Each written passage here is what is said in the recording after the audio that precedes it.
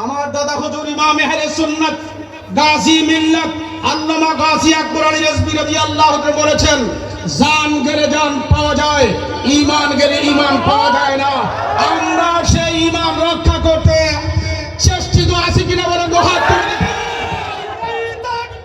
আল্লাহু আকবার।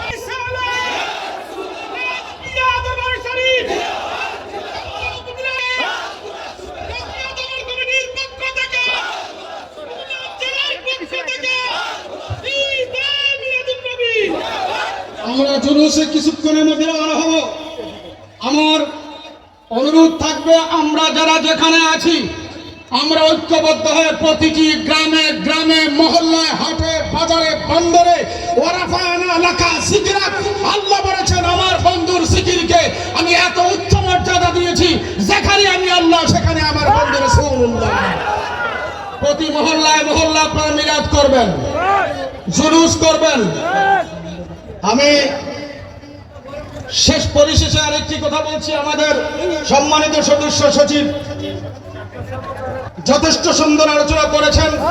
আমি আজকের এসবিআই দরবার শরীফের জুলুসের এই মাহফিল থেকে বর্তমান যারা উপদেষ্টা মহোদয়গণ আছেন তাদের উদ্দেশ্যে বলবো, এই দেশ কোন মসজিদের দেশ না, সালাফিদের দেশ না, ওয়াহাবিদের দেশ না, আউলিয়া কেরামের দেশ। এই দেশে ঈমান ইসলাম রয়েছে আল্লাহর অলিগণ।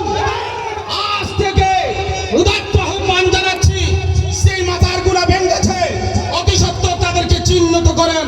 ভবিষ্যতে আরেকটা মাজার যদি ভাঙা হয় সুন্নি জনতা ঘরে বসে থাকবে না। রেজভিয়া দরবার নয় শুধু, আপনারা মনে করবেন না আমরা অল্প না, আমরা কোটি কোটি মুসলমান, কোটি কোটি মাজার প্রেমিক। আমরা মাজারে সেজদা দেই না, আমরা মাজার জিয়ারত করি। মাজার ভেঙ্গার ফতোয়া দিয়েছিল শাইখ নাসরি, মাজার ভাঙার ফতোয়া দিয়েছিল ইবনে তাইমিয়া।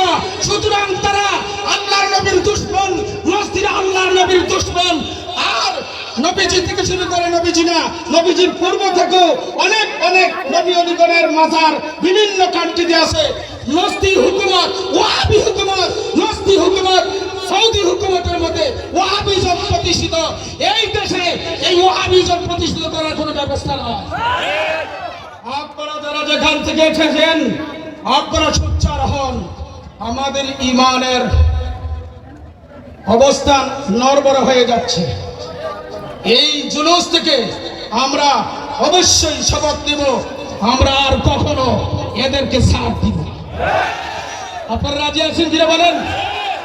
আমি আহ্বান রাখছি পিসাব হুজুর কেবলা শাশুবি বদুড়া রেজভী সাহেব, আপনারা জানেন দেশের পরিস্থিতি, মাজারে আক্রমণ করার জন্য ওয়াহাবিরা পর্যন্ত হুমকি দিয়েছে, রেজভী বাবার মাজারে আক্রমণ করবে, যার কারণে তিনি আজকে আমাদের দরবারে হাজার হাজার লোক আছে মাজার পাহারায়।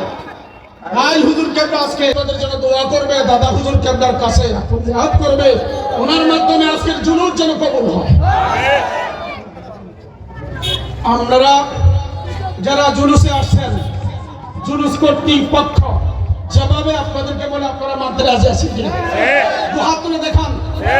গাড়িগুলোতে যারা আছেন দু হাত তুলেন কিনা? আমার অনুরোধ থাকবে, আমি যেদিন মিটিং করেছি সেদিনও বলেছি আপনারা ভুল নিয়ে জুলুস করতে পারবেন না, আমরা ভুলের পক্ষে আছি। কিন্তু বর্তমান যে পরিস্থিতি, আমরা সুন্দরভাবে জুলুস করব, তবে গাড়িগুলা মাঠে থাকবে, সবাই আমরা হেঁটে জুলুস করব। রাজি আছে কিনা বলেন? একটা গাড়ি যেতে পারবেন না।